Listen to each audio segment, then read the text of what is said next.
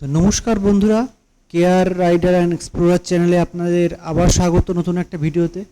আজকের ভিডিওটা একটু অন্যরকম। আজকে আমরা এসেছি দামোদর আরতি দেখতে। এটা দুর্গাপুরে। তো তোমরা দেখতেই পাচ্ছ সামনে লোকারণ্য পুরো। এই জায়গাটা হচ্ছে ঠিক দুর্গাপুর ব্যারেজের পাশেই। তোমরা যদি দুর্গাপুরের দিক থেকে আসো তাহলে দুর্গাপুর ব্যারেজে ওঠার আগে যে ডান দিকে রাস্তাটা ঢুকে যাচ্ছে সেই রাস্তা দিয়ে সোজা চলে গেলে, যদি তোমরা আরতি ঘাটে যাবো বলবে তাহলে তোমাদের এই জায়গাটা দেখিয়ে দেবে। জাস্ট ওইখান থেকে খুব বেশি হলে 700 মিটারের মতন, 1 কিলোমিটারের মধ্যেই চলে আসবে। একদম নদীর পাড় দিয়ে রাস্তা। দেখতেই পাচ্ছ তোমরা, লোকময় এখানে। আর এই ঘাটটা এমন করে তৈরি করা হয়েছে, সিঁড়িগুলোর উপরেই সবাই বসে থাকে। আর এখন সবাই দাঁড়িয়ে আছে কারণ সন্ধ্যা আরতি শুরু হবে। আমি সন্ধ্যা করে একটু গিয়েছিলাম। এখানে আরতি শুরু হওয়ার টাইম মোটামুটি 6:40, 6:30 এরকম সময় আরতি শুরু হয়। তোমরা দেখতেই পাচ্ছ যে লোকে এখানে প্রচুর দেখার জন্য বসে আছে। শুধু যে বুড়ো মানুষ বসে আছে সেরকম না, কচি কাঁচা থেকে শুরু করে বয়স্ক পর্যন্ত সবাই এখানে আরতি দেখতে আসে। আরতিটা জাস্ট চালু হয়েছে, এখন শঙ্খধ্বনি দিচ্ছে আরতিটা চালু করার জন্য। তোমরা এই ধরনের আরতি সম্ভবত সবাই যারা দেখেছো সেটা গঙ্গা আরতি দেখেছো বারাণসী ঘাটে। আর এটা হচ্ছে আমাদের ওয়েস্ট বেঙ্গলের দুর্গাপুরে ডিভিসি যে ব্যারেজ আছে তার ঠিক পাশে। এটা তোমরা দেখতে পারো এখানে এসে। প্রত্যেক দিন সন্ধ্যাবেলায় হয়। কোভিডের সময় হয়তো বন্ধ ছিল কিছুদিন, তারপরে এখন আবার চালু হয়েছে।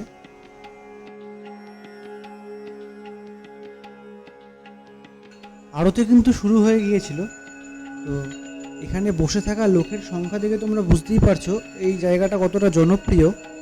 প্রত্যেক দিন এই জিনিসটা হয়, তারপরেও এত লোক প্রত্যেক দিন আসে। আমি পরপর 2 সপ্তাহ গিয়েছিলাম, তো দুটোই সানডে ছিল, তার জন্য হয়তো আরও বেশি ভিড় ছিল। তোমরাও এখানে সানডেতে আসতে পারো ছুটিতে। সন্ধ্যাবেলায় এখন যা গরম, পুরো দামোদরের ঠান্ডা হাওয়া আর এইরকম পরিবেশ, এই দুটো একদম একসঙ্গে মিশে একটা অসাধারণ পরিবেশ তৈরি করে। তোমরা এখানে এসে একটু বসে আরতিটা দেখো। এই ঘাটটার উপরের দিকে বিভিন্ন রকম মুখরোচক খাবারেরও দোকান আছে, তোমরা সেগুলো উপলব্ধ করতে পারো। তোমরা সেগুলোকেও খেতে পারো, কিংবা সেইগুলো যদি তোমাদের সঙ্গে কেউ যায় তাকেও খাওয়াতে পারো।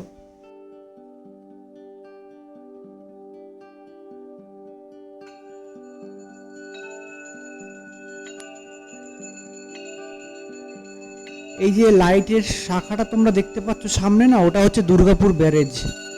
যে হালকা লাইট টিম করছে, অন্ধকারে বোঝা যাচ্ছে না, ওটা কিন্তু দুর্গাপুর ব্যারেজ তোমরা দেখতে পাচ্ছ।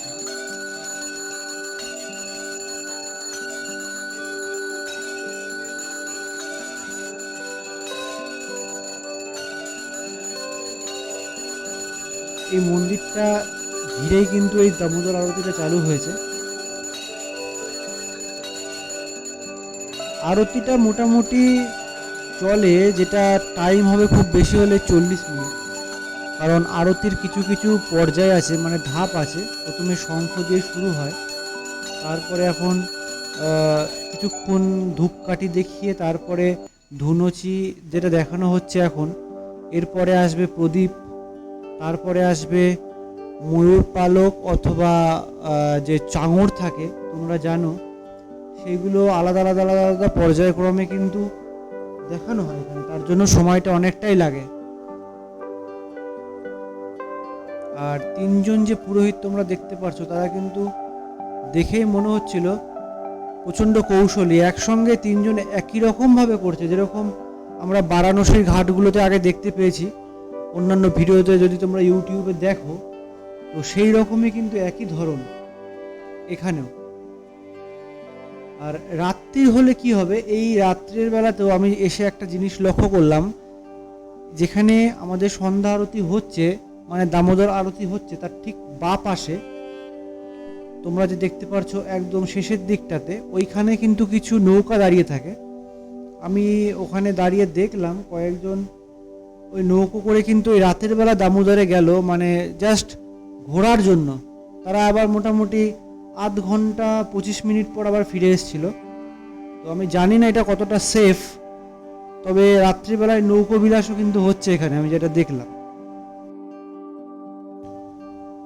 আমরা যেটা বলছিলাম কিছুক্ষণ আগেই, যে পর্যায়ক্রমে একটা একটা করে কিন্তু নতুন নতুন জিনিস দিয়ে এখানে আরতি করা হয়, যেটা বাইরেও সব জায়গায় এরকমই ধরনের করা হয়। তো এবার আমাদের সেই গাছ প্রদীপের পালা। গাছ প্রদীপ জাস্ট চালানো হলো, এবার জ্বালানোর পরে এই প্রদীপ দিয়েই, এত বড় প্রদীপ তোমরা দেখতেই পাচ্ছ, আমি অনেকটা দূর থেকে তুলেছি কারণ কাছে যেতে পারিনি। এই প্রদীপটা দিয়ে কিছুক্ষণ আরতি হবে, সেম আগের মতো যেরকম আগেরগুলো দিয়ে হয়েছিল। তোমরা দেখতে পারো এসে এখানে, অনেকের হয়তো প্রথম অভিজ্ঞতা হবে এটাকে দেখলে। হাওড়াতেও গঙ্গার ঘাটে এক জায়গায় হয়, আর এখানেও হচ্ছে। জায়গাটা তোমাদের যেটা বললাম একদম দুর্গাপুর ব্যারেজের পাশেই। তোমরা যদি দুর্গাপুর স্টেশন থেকে আসো তাহলে ব্যারেজের ঠিক আগে, ব্যারেজে ওঠার ঠিক আগেই ডান দিকে যে রাস্তাটা চলে গেছে, সেই রাস্তাটা দিয়ে 1 কিলোমিটার মতন এগোলেই সামনেই আরতির ঘাটটা পাবে। সন্ধ্যাবেলায় গেলে তোমরা দেখলেই বুঝতে পারবে যে এটা আরতির ঘাট, কারণ এখানে যে লোকজন আছে সেটাকে দেখলে তোমরা বুঝতে পারবে। আর সকালবেলায় গেলেও তোমরা এই ঘাটের এরিয়াটা দেখলেই বুঝতে পারবে যে রাত্রিবেলায় এখানে আরতি হয়, কারণ ঘাটটা অনেকটা চওড়া, একদম ঢালাই করা, উপরে সিঁড়ি তৈরি করা আছে, নিচের দিকে কালারফুল করা আছে।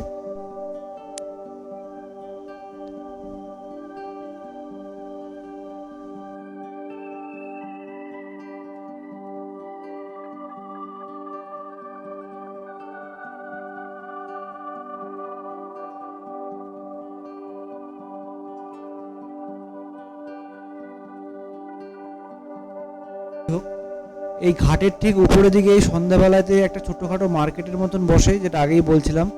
সেখানে খাওয়া দাওয়া প্রচুর পাওয়া যায়, মানে ফাস্ট ফুড টাইপের, সেগুলো তোমরা উপভোগ করতে পারো এসে।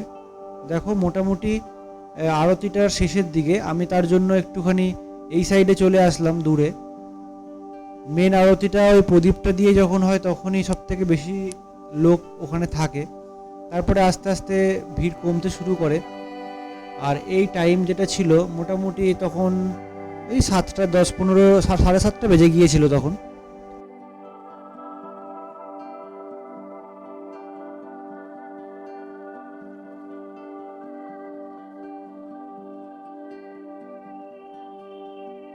দেখো তোমরা দেখতে পাচ্ছ যে জায়গাটা, সেটা হচ্ছে রাস্তাটা যেটা দিয়ে আমরা এসেছিলাম। প্রচণ্ড ভিড়, মানে লোক তখন জাস্ট বাড়ির দিকে যাওয়া শুরু করেছে, সন্ধ্যা আরতি যায় প্রায় শেষের দিকে। রাস্তাটায় প্রচণ্ড ভিড় হয়, গাড়ি আর বাইক রাখার জায়গা থাকে না। তো বন্ধুরা, তোমাদের যদি ভিডিওটা ভালো লাগে তোমরা ভিডিওটাকে লাইক, শেয়ার অ্যান্ড সাবস্ক্রাইব করো। আর দেখতেই পাচ্ছ কত লোক এখানে। আর আজকের আমাদের এই আরতির ভিডিও আজকে এখানেই শেষ করছি। দেখা হচ্ছে তোমাদের নেক্সট ভিডিওতে।